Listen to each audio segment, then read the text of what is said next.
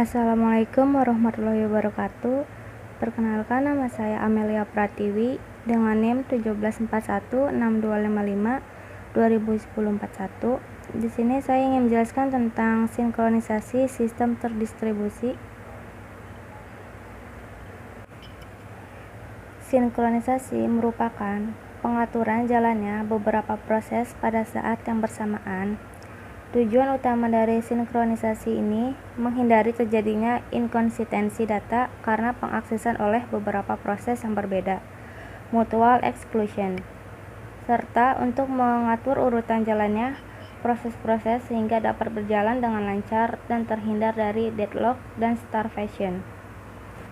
Kemudian ada sinkronisasi clock. Algoritma untuk sinkronisasi dalam sistem terdistribusi memiliki beberapa sifat. Yang pertama, ada informasi yang relevan tersebar di beberapa komputer. Yang kedua, keputusan pembuatan proses hanya berdasarkan informasi lokal. Yang ketiga, peristiwa kegagalan dengan penyebab tunggal di dalam sistem harus dihindarkan. Yang keempat, tidak tersedianya clock atau sumber waktu global yang akurat. Sinkronisasi merupakan bagian penting untuk kerjasama dalam pemakaian sumber daya, berbagai sharing resource, pengurutan kejadian, dan kesepakatan clock tersebar. Contohnya, tidak adanya kesepakatan clock global. Berikut ada contoh gambar yang menggambarkan bahwa bila waktu pada output O adalah 2144, kemudian shortcode-nya dimodifikasi di komputer lain yang clock-nya lebih lambat, sehingga waktu shortcode-nya adalah 2143. Karena shortcode memiliki waktu yang lebih lama daripada file objeknya, maka tidak akan melakukan rekompilasi. Kemudian ada sinkronisasi straightforward. Cara yang paling mudah untuk menentukan waktu adalah dengan bertanya langsung ke server waktu, Universal Coordinate Time atau UTC. Hanya saja akan banyak perbedaan dalam request karena waktu merupakan dasar dari cara orang berpikir. Dan akibat tidak adanya sinkronisasi clock juga sangat dramatis, seperti yang dilihat pada contoh sebelumnya, sehingga wajar saja bila dalam pembahasan sinkronisasi dimulai dengan pertanyaan sederhana. Misalnya, mungkinkan mensinkronkan semua clock yang ada dalam sistem tersebar? Clock logika. Timer ini menggunakan kristal quartz sebagai sumber frekuensinya. Walaupun frekuensi osilator pada osilator kristal biasanya stabil, tetap saja tidak mungkin menjamin bahwa semua kristal yang bekerja di berbagai komputer memiliki frekuensi yang persis sama. Selalu ada sedikit perbedaan yang terjadi akan mengakibatkan perbedaan waktu pula yang disebut clock skew. Berbagai algoritma telah dikembangkan untuk menangani sinkronisasi clock dan beberapanya akan dibahas berikut ini. Kemudian berikut ini ada algoritma Lamport. Sinkronisasi clock tidak harus dilakukan dengan nilai mutlak clocknya, karena yang diperlukan dalam sinkronisasi proses-proses adalah urutan proses tersebut. Jadi yang dipentingkan adalah konsistensi internal clock, bukan apakah clock tersebut harus sama persis dengan waktu real. Clock jenis ini biasanya disebut clock logika. Pengurutan peristiwa sejumlah problem yang penting akan terpecahkan bila pengurutan peristiwa yang jelas dapat dibuat. Bahkan bila waktu realnya tidak diketahui, untuk mensinkronkan clock logika, Lamport mendefinisikan relasi yang disebut happened before. Contohnya ekspresi A ke B dibaca A terjadi sebelum B, dan artinya semua proses sepakat bahwa kejadian pertama adalah A, diikuti sesudahnya kejadian B. Relasi happened before dapat diamati langsung dalam dua situasi. Bila A dan B adalah kejadian dalam proses yang sama dan A terjadi sebelum B, maka A, B adalah true. Bila A adalah kejadian dari sebuah pesan yang dikirim oleh sebuah proses dan B adalah kejadian yang dimana pesan tersebut diterima oleh proses lain, maka A, B adalah true juga. Clock fisik.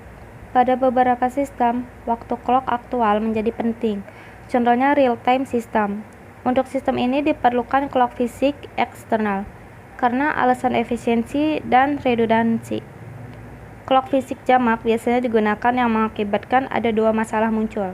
Yang pertama ini ada bagaimana mensinkronkan external clock tersebut dengan clock sebenarnya.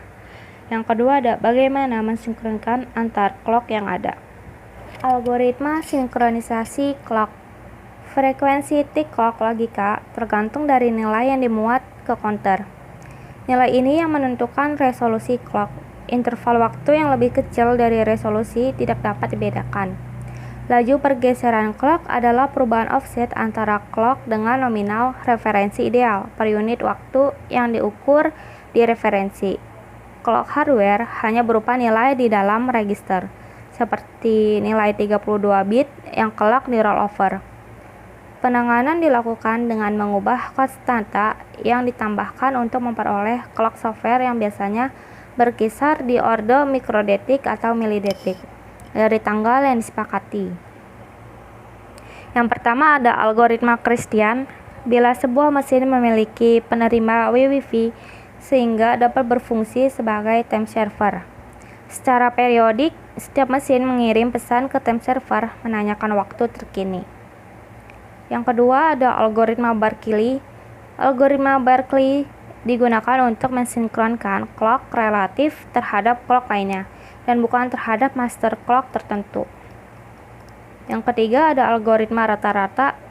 Berbeda dengan metode sebelumnya yang terpusat, maka metode ini mensinkronkan clock dengan cara desentralisasi.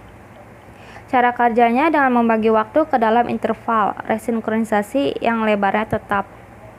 Yang keempat ada sumber clock eksternal jamak. Algoritma ini menjadi dasar untuk protokol NTP, Network Time Protocol. Interval waktu dapat ditentukan dengan menggunakan algoritma Christian dengan waktu tunda perambatan yang diketahui digunakan dalam sistem yang disinkronkan dengan sangat akurat. Kemudian ada penggunaan clock sinkron. Pelaksanaan sinkronisasi clock dalam skala luas terjadi baru-baru ini saja. Yang salah satu teknologi enablingnya adalah internet. Mungkin mensinkronkan jutaan clock dalam order milidetik dengan UTC. Berbagai algoritma baru yang menggunakan clock sinkron mulai bermunculan. Berikut ini contohnya. Atmos One Message Delivery. Setiap pesan membawa pengenal koneksi dan timestamp. Untuk setiap koneksi, server menyimpan timestamp terbaru ke dalam tabel. Bila ada pesan masuk dengan timestamp yang lebih lama daripada timestamp yang disimpan, maka pesan tersebut akan ditolak dan dianggap sebagai duplikat. Yang kedua ada konsistensi cache berbasis clock. Konsistensi cache dalam file system tersebar menjadi perhatian karena setiap klien menginginkan cache file di lokal komputer. Bila dua komputer memodifikasi file secara bersamaan, berpotensi menyebabkan inkonsistensi. Kemudian ada algoritma terpusat. Pada algoritma terpusat, kondisi mutual exclusion ditangani oleh sebuah proses yang dipilih sebagai koordinator untuk mengatur entry ke critical region. Setiap proses yang ingin meminta mutek mengirim pesan request ke koordinator. Bila proses tersebut menerima pesan reply dari koordinator, maka proses tersebut diizinkan masuk ke daerah kritis. Sesudah keluar dari daerah kritis, proses mengirim pesan release ke koordinator untuk melanjutkan eksekusinya. Kemudian sini ada contoh gambarnya. Proses pertama meminta izin ke koordinator untuk masuk ke critical region. Izin diberikan. Proses kedua meminta izin ke koordinator untuk masuk ke critical region yang sama. Koordinator tidak menjawab. Bila proses pertama keluar dari critical region, proses tersebut memberitahu koordinator yang kemudian mengizinkan proses kedua. Di sini ada algoritma tersebar. Kejadian kegagalan karena penyebab tunggal tidak dapat ditoleransi dalam sistem tersebar, sehingga para peneliti mengembangkan berbagai algoritma mutual exclusion tersebar. Algoritma ini bekerja dengan membuat sebuah proses yang ingin memasuki daerah kritis. Terlebih dahulu membuat pesan yang berisi nama daerah kritis yang ingin dimasuki, nomor proses, dan waktu terkininya. Pesan ini dikirim ke semua proses dengan asumsi komunikasi yang digunakan reliable. Bila sebuah proses menerima pesan request dari proses yang lain, respon yang diberikan tergantung dari state proses terhadap nama daerah kritis yang dalam pesan tersebut. Ada 3 kasus penerima yang mungkin, yaitu yang pertama, bila penerima tidak berada dalam daerah kritis dan tidak ingin masuk, maka pesan oke dikirim balik. Yang kedua, bila penerima sudah berada di dalam daerah kritis tersebut, maka tidak ada pesan yang dikirim. Yang ketiga, bila penerima ingin masuk ke daerah kritis tapi belum masuk, maka proses ini akan membandingkan catatan waktu dari pesan masuk dengan pesan yang dikirimkan. Bila pesan masuk memiliki catatan lebih lama, penerima akan membalas dengan pesan oke. Sebaliknya, bila pesan sendiri memiliki catatan waktu yang lebih lama, maka penerima akan meletakkan pesan masuk ke antrian dan tidak membalas apapun. Di sini ada contoh gambarnya.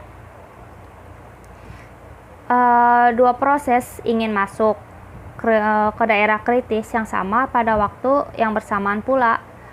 Proses 0 memiliki timestamp yang lebih lama sehingga proses 0 itu menang. Bila proses 0 selesai, pesan oke dikirim sehingga proses 2 sekarang dapat memasuk ke daerah kritis. Kemudian di sini ada algoritma token ring. Di sini digunakan sebuah jaringan bus dengan proses-proses yang tidak berurutan melalui perangkat lunak. Ring logika disusun dengan setiap proses ditetapkan posisinya di dalam ring seperti pada gambar B. Posisi ring dapat dialokasikan dengan menggunakan urutan nomor alamat jaringan atau dengan cara lain. Hal yang terpenting adalah setiap proses harus tahu siapa proses sesudahnya. Kemudian, sebuah grup proses yang tidak berurut dalam jaringan ring logika yang disusun dalam software perbandingan 3 algoritma. Perbandingan 3 algoritma merupakan algoritma terpusat paling mudah dan efisien dibanding kedua algoritma lainnya. Hanya 3 proses yang dibutuhkan untuk masuk dan keluar dari daerah kritis: request, grant, dan release. Algoritma tersebar paling sensitif terhadap kejadian crash. Algoritma pemilihan. Banyak algoritma tersebar membutuhkan sebuah proses yang berfungsi sebagai koordinator, inisiator, sequencer, atau pelaksana fungsi khusus lain. Beberapa contoh seperti koordinator pada algoritma mutual exclusion terpusat. Bila koordinator tersebut mengalami kegagalan karena hostnya down, sistem harus dapat melanjutkan eksekusi hanya dengan memulai lagi sebuah copy proses koordinator baru di host yang lain. Algoritma yang menentukan di mana copy koordinator baru tersebut harus dimulai lagi disebut algoritma pemilihan. Ada 2 algoritma pemilihan yang akan dibahas untuk 2 jenis konfigurasi sistem tersebar. Yang pertama itu ada algoritma Bully. Bila sebuah proses mendapatkan koordinator tidak lagi menanggapi request yang dikirim, maka proses pemilihan akan diinisiasi. Proses P mengadakan pemilihan sebagai berikut. Misalnya, P mengirim pesan election ke semua proses dengan nomor proses yang lebih besar. Bila tidak ada tanggapan, proses P memenangkan pemilihan ini dan menjadi koordinator. Namun bila salah satu proses dengan nomor yang lebih tinggi menjawab, proses tersebutlah yang akan mengambil alih proses pemilihan.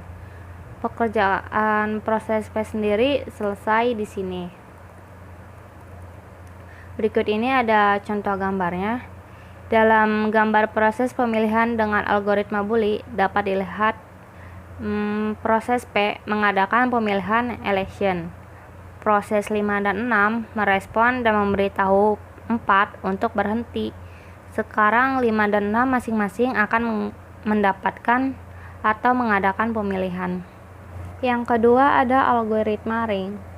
Algoritma ini berbasis ring tanpa token dengan persyaratan bahwa setiap proses harus sudah berurutan baik secara logika ataupun fisik.